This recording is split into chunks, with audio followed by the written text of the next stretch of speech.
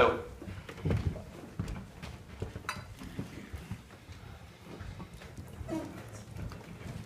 Luke Vincent, our director, mentioned yesterday that Google's mission statement is to organize the world's information to make it universally accessible and useful. Within the context of our geo-imaging products, this isn't just about placing images on the map in an accurate manner. It's really about making sure that the right images are accessible for the right person at the right time. And so one of the key things that we look at is quality, to make sure that we're telling the most representative story that we can for a place in the world. If you all have heard us, seen us use a slide like this before, I can back this with real data. It looks really scientific and accurate, lots of numbers. But the notion here is that when you publish a geolocated image to a social media platform, you gain the benefit of that immediate awareness of the social dialogue that surrounds those announcements, those shared moments. And so that can see a lot of visibility very quickly. But they tend to flatline, right? You can think of a social media channel as being like a stream, right? Once you drop it into the stream, it goes downstream and it's never to be found again. When you publish images to a map, their utility, their usefulness for people does not diminish over time. In fact, frankly, it increases. So if you produce a great image that's associated with a place that people care about, then you find that you at least have a linear relationship with the in terms of your impressions of that image over time. And like I said, this isn't just a broad anecdote. We can provide a real example. If you all are familiar with the Views product that we present, it's our #1 contributor is a company called Panedia. And Panedia published images, really beautiful images. In fact, why don't we look at them? From the Sydney Opera House a few months ago. They published these images, which are just extraordinary, to a popular social media platform a few months ago. And they very quickly generated 30,000 impressions, which is nothing to shake a stick at. These are just gorgeous. At the same time, they also published the images to Google Maps. And what I find interesting is that these exact same images on Google Maps, 2 weeks ago I was told that they had generated 1 million impressions. And today I'm excited to announce that they've generated 1.5 million impressions. So there's literally no end in sight for this imagery. Panedia has generated over 30 million impressions on the Views platform. So clearly this is a testament to the potential when you publish images to a place. And Google Maps is obviously well known for its widely used sense of location discovery. Jumping back in here. The challenge is, the challenge that we have is it's not always terribly easy to sell this content when you have to introduce it under brands that people don't recognize. We've done a lot of looking inside Google, and we understand that the world acknowledges Street View as a brand, as a proper noun. It doesn't just mean views of streets, it means spherical content. And we've been looking over the last few years to try to figure out the best way to present professional spherical photography in context of Street View.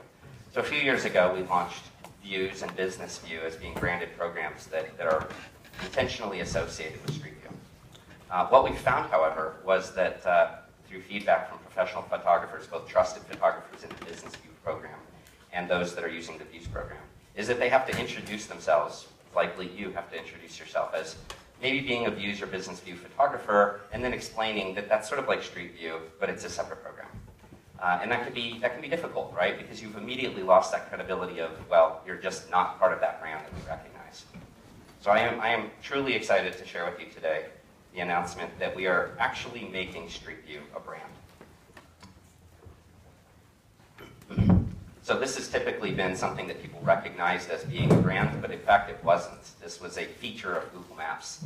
So today, Google Maps Street View moves out from underneath Google Maps and becomes Google Street View. And this is something that we'll be rolling out to our products as we approach mid-August. So There are no immediate changes that we ask or would even invite you to change in terms of your marketing materials or websites just yet. We'll be bringing a branding guideline to you soon, but this is the actual brand. And I think the great thing here is that this is speaking the same language that your customers already recognize. Also, just a side note, this is one of Google's most popular brands, so it's great that we finally have a sense of authority to back that. And I'm also proud to announce that today, we're bringing an actual Street View branded product to you. So we have historically had a product called Street View on Google Maps that hasn't been updated for a long time on Android. But the product itself has had about 500 million installs, so it is very widely distributed. And we went back to the drawing board about 9 months ago, started working on a new version of this application. And it's beautiful. It's a combination of business view imagery, traditional Street View imagery, views and photosphere images, and our special collects content, which is when you see in the news trucker on a camel or something like that, that's generally Google's managed content that we call special collects. So we're bringing all this together into one map. People already consider this to be Street View. We're just going to speak their language and say, yes, in fact, this is Street View. We're still going to draw a very clear distinction between content that Google owns and content that other contributors have provided. Google, we hold ourselves to some very, very stringent privacy and security standards. We ask our users to respect the same standards, but the liability as to who's responsible for those is different, of course.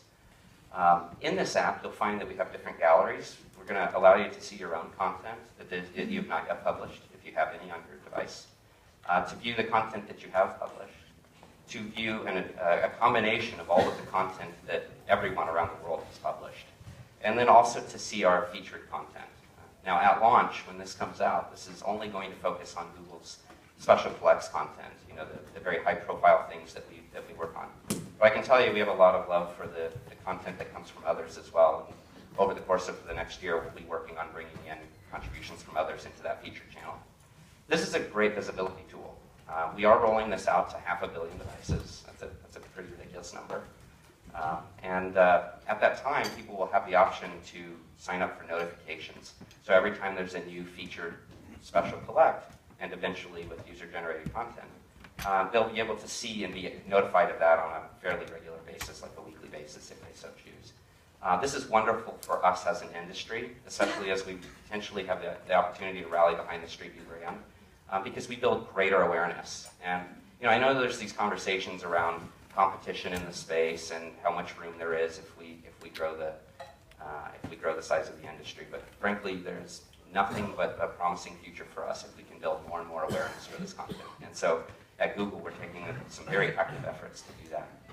This app is also going to build in the photosphere capture capability that you'll know from Photosphere Camera on iOS and the Photosphere Mode on Android. So it's really a one-stop shop in terms of being able to view and create content in that sense. However, the most exciting thing that I have to share with regard to this app is something that we've been working on for a while. We started reaching out to a number of the spherical camera manufacturers, and I certainly can't mention all of them today, but I can say that we helped organize an open API standard amongst many of the players in that space, so that collectively, as new cameras are introduced onto the market, they have the opportunity to all support what is now called the Open Spherical Camera API. This is published at developers.google.com. You're definitely welcome to go and take a look. The really exciting opportunity here is that any app developer, not just Google, can build against the OSC API. And with that support built in, you gain all of the standard functionality of creating photospheres, and in a future version of the API, video as well. You can still capture video through these devices, but we have not yet ratified, we have not yet cemented what the commands for the video will look like, and we're doing that later this year.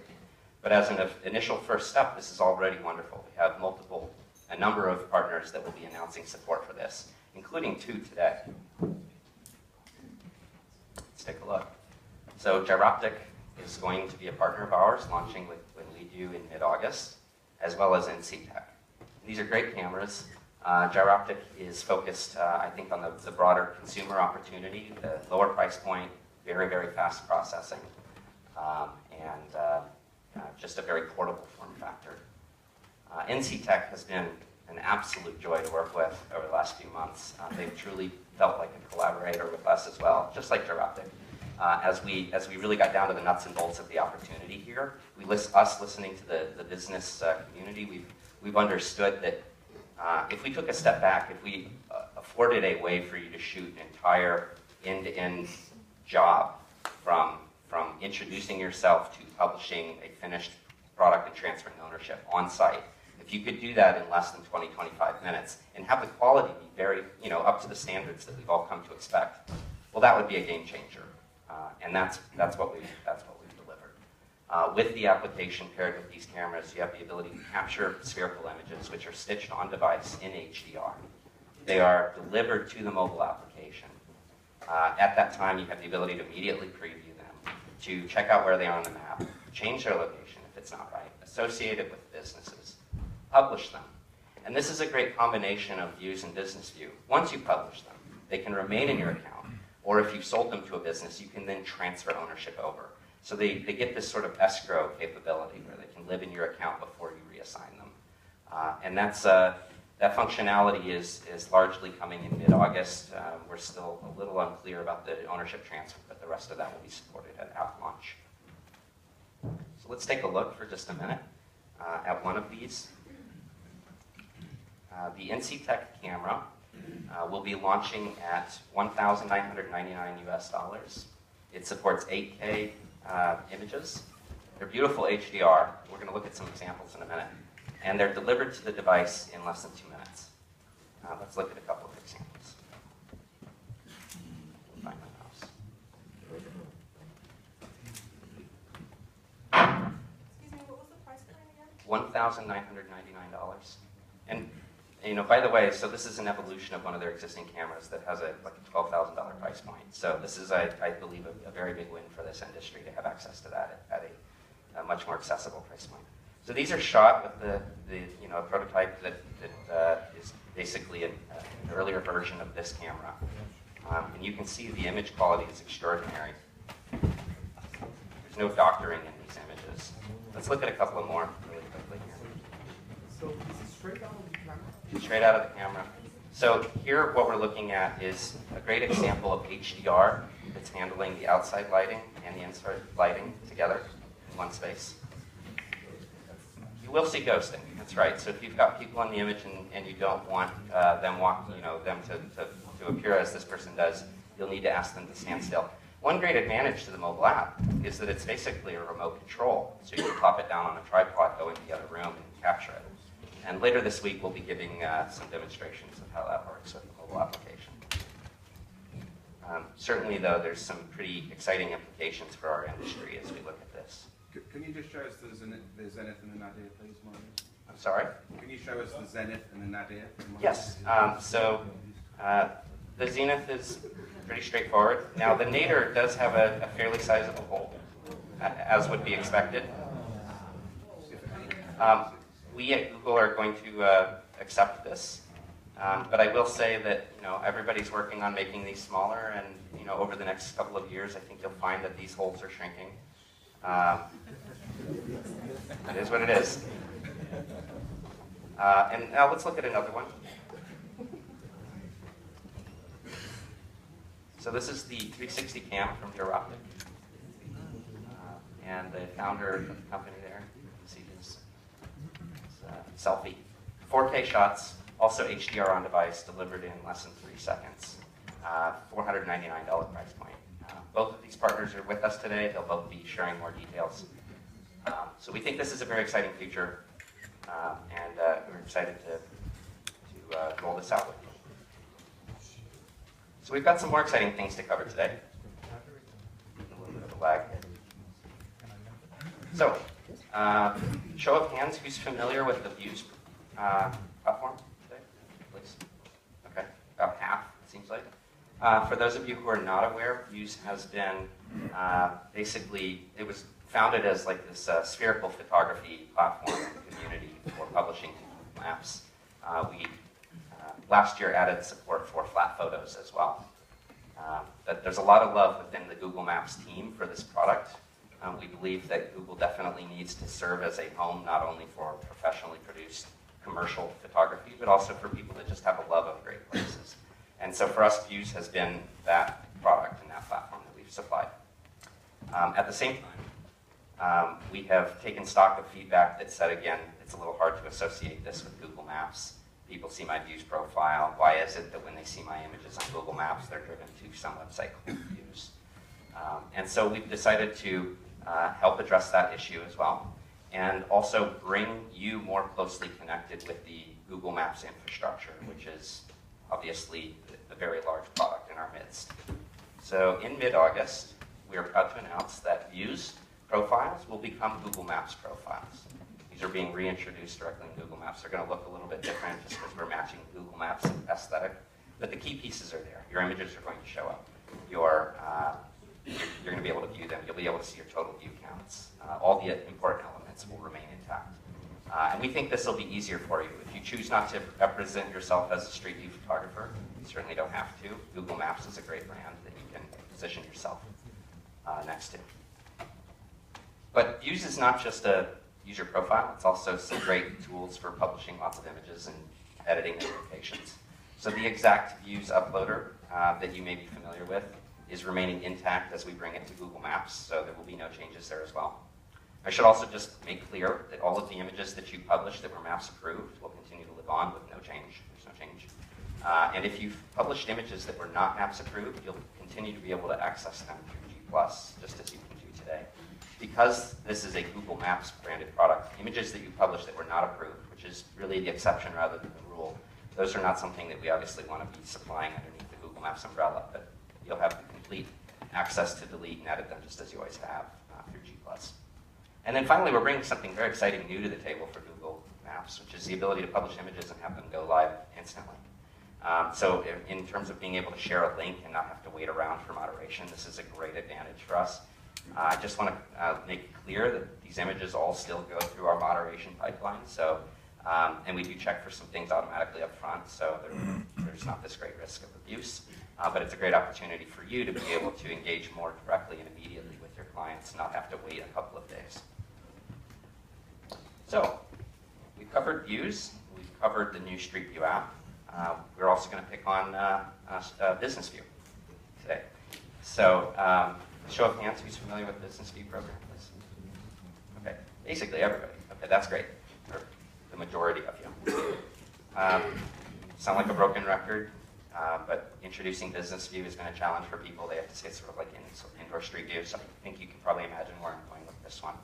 But we've also heard that sort of a case of Goldilocks and the Three Bears for a lot of photographers deciding whether or not to join Views or Business View. For Goldilocks, the soup was either too hot or too cold, the bed was too firm or too soft. Well, we had a bit of a case of that with Views and Business View, in that Views provided a lot of flexibility for photographers, but didn't bring the commercial tools that the Business View program offered and some of the advantages in terms of exposure and leads. Business View program offered those, but was often recognized as being a little harder to operate within than the Views program. And so I'm thrilled to announce that in mid-August, Business View becomes Street View Trusted. We've heard your feedback. We understand that trusted association that you already carry as a trusted photographer, which is what the TIP stands for, is a key element. But we are aligning you directly with this brand, so you'll be able to represent yourself as a trusted photographer. So for those of you who are TIPs today, there will be no change. Your certification will remain intact. You'll be able to continue representing yourself that way. That said, we've removed a lot of the red tape in this program. We've made a lot of things simpler that I'm going to go over in the next few slides. But I want to emphasize that our degree of stringency as we look at quality is not being reduced. If anything, it's being slightly elevated. So the barrier to entry in terms of producing great images and acting professionally with clients is not going to make this such that everyone that you know can join the program. This is really only going to be for the best of us. So let's talk about how we're simplifying now. There's a lot of things that we're doing. First of all, the program used to have a lot of categorical restrictions. We, as Google, have historically said, you can't shoot these types of businesses because we might shoot them in the future.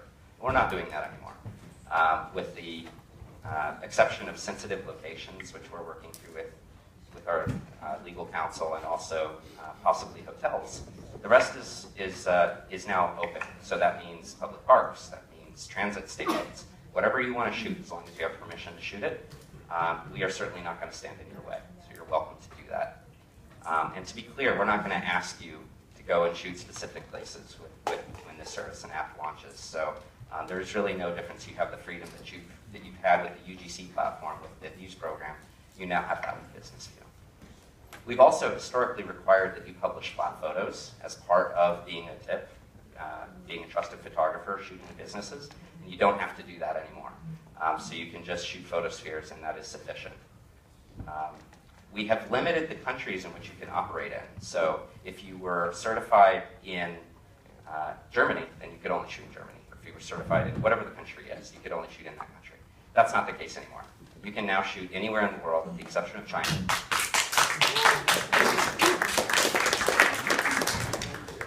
And again, all of this happens August 15th, so you got to bear with us. We're as excited as you are, but we got to get through the next couple of months.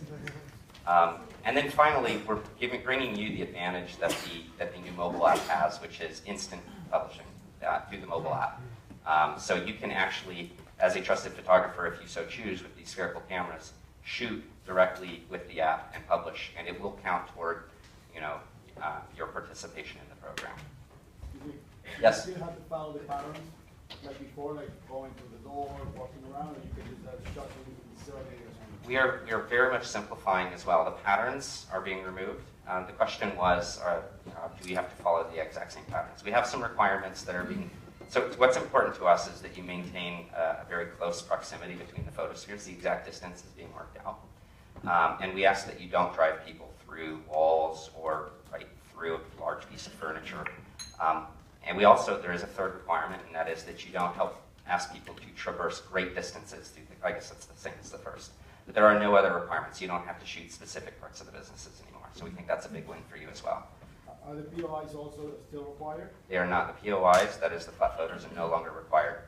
What we've done principally here is said, you know your clients, and your clients know their needs better than we do. So we're not going to sit here and tell you what your clients need at this point. You can determine that with them. Thanks. And then finally, in terms of contracts and that sort of thing, that is something that will be left between you and the business. We ask that you engage with your businesses in some type of agreement that signifies there's mutual consent, but we are no longer going to be dictating what the nature of those contracts look like, so that'll be determined on a photographer basis. I have a question. How does that affect the copyright ownership of the images? So the images published through the Business View program and continuing with this editor have historically always had ownership rights transferred, and that's not changing. So, and that's important for these folks. So if this is not of interest to you, then it remains that the Business View program, as it's rebranded, may not be the right. It's really a commercially oriented program. It's a very good question, though. Well, it seems to me that it would be enough to transfer the rights to use the images as they needed to the business rather than transfer copyright in its entirety. So that's a good distinction, one that we are not concerned with on our end. So as long as you move the images over to their account and extend to them perpetual rights, whether that is actually ownership or a license is not something that we'll get in the way of. So transferring copyright is no longer required. Transferring copyright is not. Transferring some perpetual rights is required. That's a huge improvement. Thank you very much. You're welcome.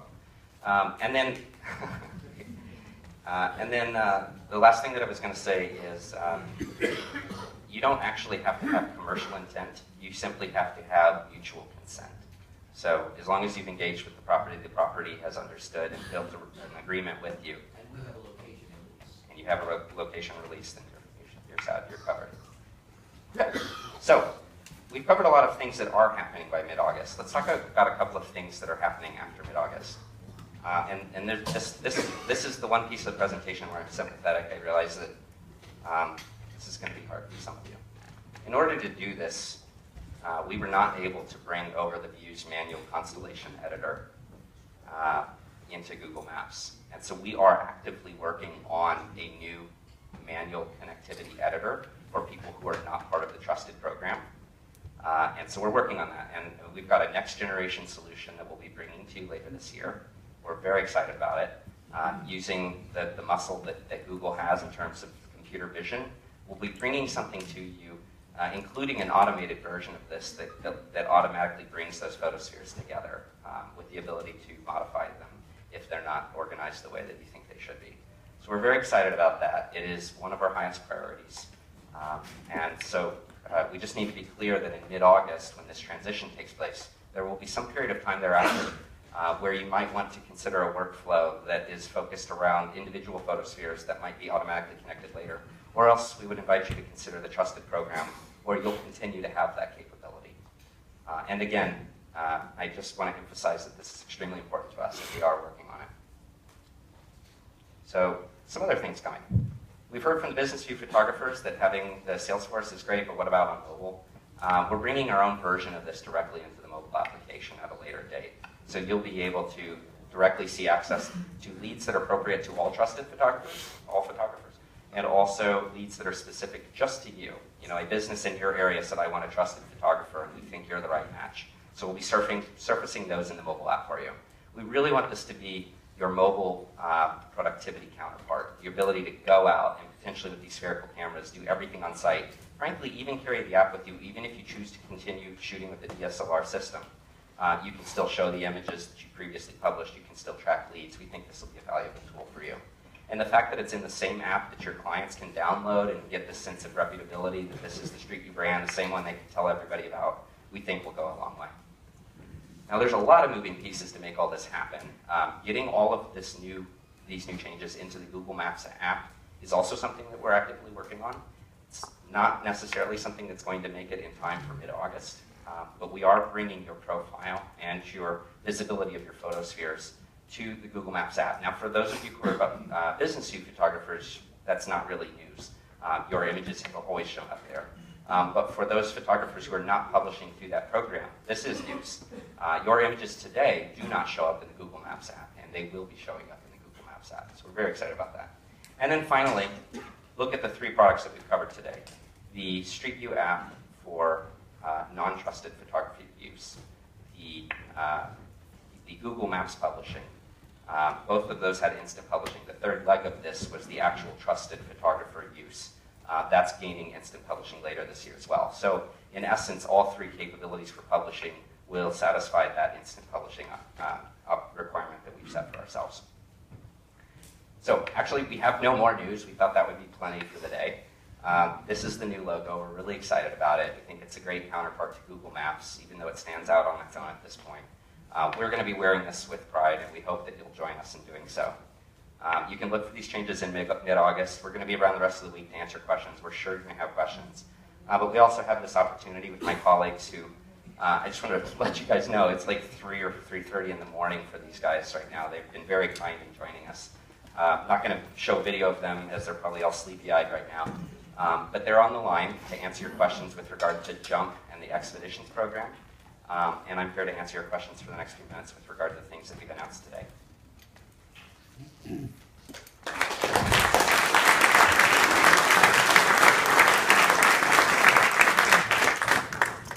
see there's a few hands up.